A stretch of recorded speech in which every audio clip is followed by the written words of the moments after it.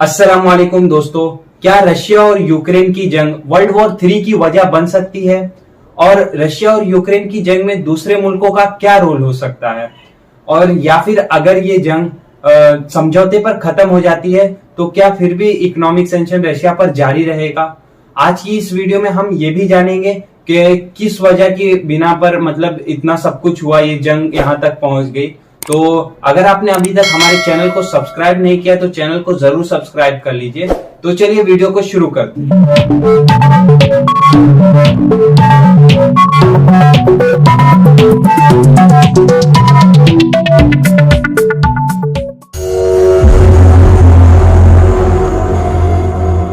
तो ये सब शुरू हुआ 2014 में, जब यूक्रेन ने नाटो और यूरोपियन यूनियन में ज्वाइन होने की ख्वाहिश जाहिर की।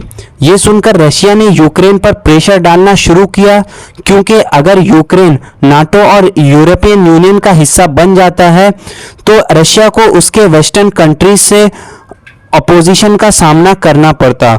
तो इसी को देखते हुए रशिया ने यूक्रेन के निचले हिस्से क्रीमिया पर इन्वेजन शुरू कर दिया। जहां क्रीमिया को एक इंडिपेंडेंट स्टेट बना दिया तो वहीं डोनेस्क और लुहांस्क में अपने रिबल्स को सेटल करा दिया, ताकि वहां के लोगों का माइंडसेट ऐसा बना दे कि वो इलाका रशिया का ही एक हिस्सा है। बहुत से पब्लिक कॉन्फ्लिक्ट्स के बाद डोनेस्क और लुहांस्क को एक इंडिपेंडेंट स्टेट बना दिया गया और ये भी समझौता हुआ कि यूक्रेन नाटो और यूरोपियन यूनियन नहीं ज्वाइन करेगा। लेकिन ये मामला एक बार फिर 2019 में मंजरे आम पर आया, जब यूक्रेन के नए प्रेसिडेंट ज़ेलेंस्की बने। 2019 में ही उन्होंने नाटो और यूरोपियन यूनियन में ज्वाइन होने की ख्वाहिश जाहिर की। जैसे ही 2021 में यूएसए के प्रेसिडेंट बाइडेन बने, ज़ेलेंस्की ने यूक्रेन को नाटो का हिस्सा बनाने की बात शुरू कर दी। जब ये सारी बातें रशिया के कानों तक पड़ी तो पुतिन ने अपनी आर्मी को जंग के लिए तैयार करना शुरू कर दिया और 2021 अक्टूबर से ही डोनेस्क और लुहांस्क पर अपनी आर्मी डिप्लॉय करना शुरू कर दिया।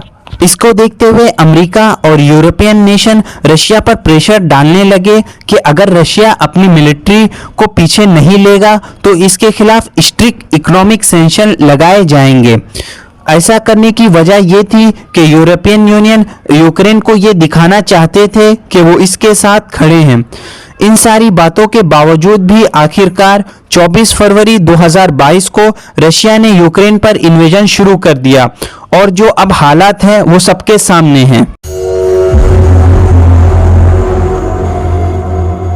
तो जैसा कि अगर करंट सिचुएशन में हम देखें तो सोशल मीडिया या न्यूज चैनल्स पर तो वहां पर यही बातें की जा रही कि जो यूक्रेन और रशिया की जो जंग चालू है वो वर्ल्ड वॉर 3 की शुरुआत हो सकती है, आगाज की वजह बन सकती है। अगर हम देखें वर्ल्ड वॉर 1 और वर्ल्ड वॉर 2 को अगर हम कंपेयर करें इस सिचुएशन से, तो वर्ल्ड वॉर 1 और वर्ल्ड वॉर 2 के टाइम पे ऐसा था कि कोई अगर इन्वेजन कर रहा था या इंपीरियलिज्म कर रहा था कोई जगह पे, तो दूसरी जगह के भी कंट्रीज वही करना चाह रहे थे।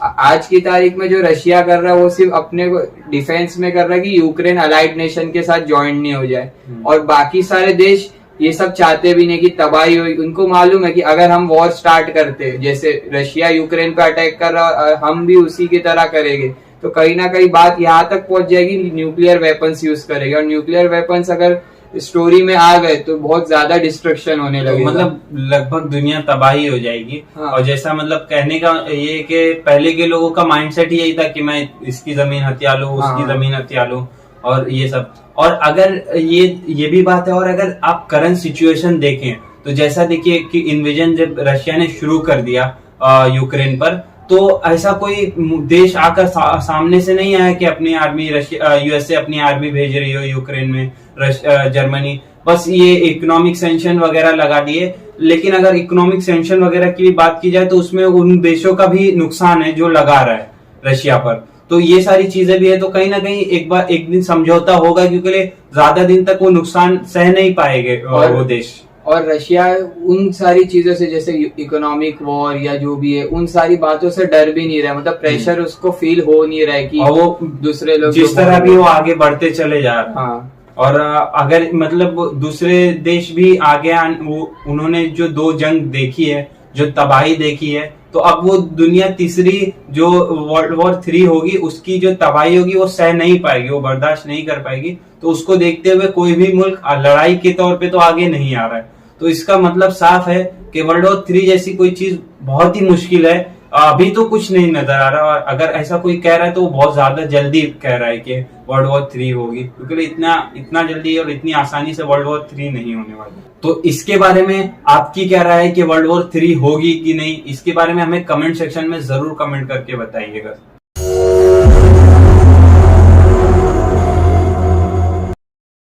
रशिया यूक्रेन वॉर को लेके लोगों की बहुत अलग अलग राय है। जैसे कि अगर हम देखें अलग अलग कंट्रीज में अलग अलग चीजें बोली जा रही है, पर जहाँ पे हम देखेंगे एक जगह पे ना सारे लोगों की बात और राय मतलब आपस में मिल रही है कि मैच हो रही है। हाँ, कि रशिया को अटैक नहीं करना चाहिए था यूक्रेन पर। अगर हम देखें क्लिप्स में वीडियोस में भी, तो लोग जो दूसरे कंट्रीज है उन्होंने मतलब मिलिट्री वाली मदद, मिलिट्री वाली मदद नहीं की है यूक्रेन की, बस ये कह रहे हैं कि हम इकोनॉमिक सैंक्शन करेंगे या प्रोटेस्ट कर रहे या प्रेशराइज कर रहे रशिया को, पर किसी ने आर्मी वाली मदद नहीं की। तो और ये दिखाना चाह रहे कि मतलब वो उनके खिलाफ है, लोग कम से कम उनके खिलाफ है, भले से आर्मी ना भेजो। और इस तरह, और अगर हम कंपेयर भी करें तो रशिया की आर्मी काफी ज्यादा बड़ी है यूक्रेन से। तो यूक्रेन वाले जो लोग है, यूक्रेनियन है, उन लोग ने ये सोच के डरे नहीं है रशिया से, यहाँ तक कि उनके प्रेसिडेंट भी वहीं पे रुक गए और लोगों ने बहुत सी एक्टिविटीज से मतलब डिफेंस करना सीखा और रशिया की आर्मी के सामने लड़ने के लिए तैयार खड़े हो गए। नो डाउट इसमें कि वो एक हीरो की तरह और बहुत ही बहादुर है यूक्रेन के लोग, और ये भी इस बात में भी कोई डाउट नहीं कि उनके साथ गलत हो रहा है बहुत ज्यादा, और मतलब बहादुरी से वो लड़ रहे हैं। और जैसा कि आपने देखा होगा कि यूक्रेन के जो प्रेसिडेंट है वो भी लड़ाई कर रहे हैं, और मतलब वो जंग शुरू होने से पहले ही वो सब पूरी तरह तैयारी कर रहे थे। आप वहां की जो आम लोग हैं वो लोग भी मतलब ट्रेनिंग वगैरह ले रहे थे ताकि लड़ सके।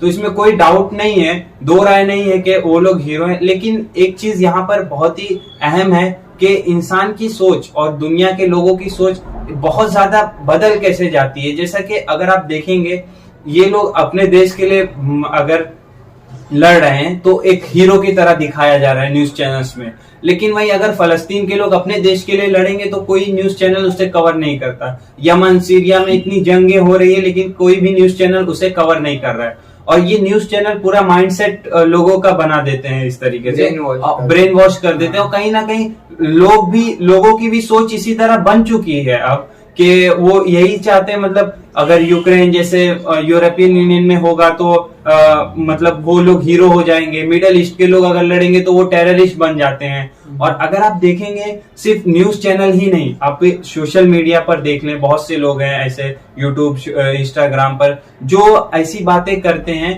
कि उनकी बातों से ऐसा लगता है कि वो ये कहना चाह रहे हैं कि वही सच है, बाकी सब झूठ फैला रहे। जैसे गोदी मीडिया वगैरह की बातें करते हैं कि ये है गोदी मीडिया, ये अपना, लेकिन कहीं ना कहीं वो लोग भी एक अपनी खास नजरिए को ही रिप्रेजेंट करते हैं। ऐसा नहीं है कि वो मजलूम के खिलाफ खड़े हो जाते हैं। आपने अभी यूट्यूब चैनल वगैरह पे देखा होगा कि वो लोग आके हीरो हैं, ये हैं, वो सब बातें कर रहे हैं।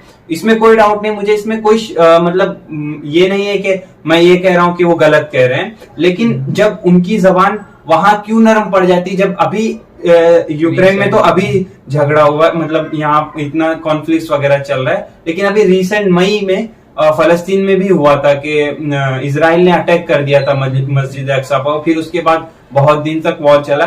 तो उनकी जबानें कितनी नरम पड़ गई थी कि कैसी बातें कर रहे थे कि नहीं, उन्हें मिलकर लड़ना नहीं चाहिए। और कुछ तो इंडियन अपनी हद को भी पार कर दिए थे यूट्यूब में आकर, जो मतलब गालियां भी दे रहे थे उन्हें। तो इस तरह की बातें करना, मतलब अगर आप देखें इस तरह की बातें बस यही दिखाती हैं कि इंसान का अपना एक नजरिया है जो उसको वो अपने आप को रिप्रेजेंट करता है, और उससे इंसान को किसी से कोई मतलब नहीं कि कौन दुख में है कौन सुख में है। उनका जहां फायदा होगा वो काम वही करता है। तो आपकी इस वीडियो को लेकर क्या राय है, हमें कमेंट सेक्शन में जरूर कमेंट करके बताइएगा। और अगर वीडियो अच्छी लगी हो तो लाइक जरूर कर लीजिएगा, और अगर अभी तक हमारे चैनल को सब्सक्राइब नहीं किया तो चैनल को जरूर सब्सक्राइब कर लीजिए। तो मिलते हैं अगली वीडियो में, तब तक के लिए अपना ख्याल रखिए।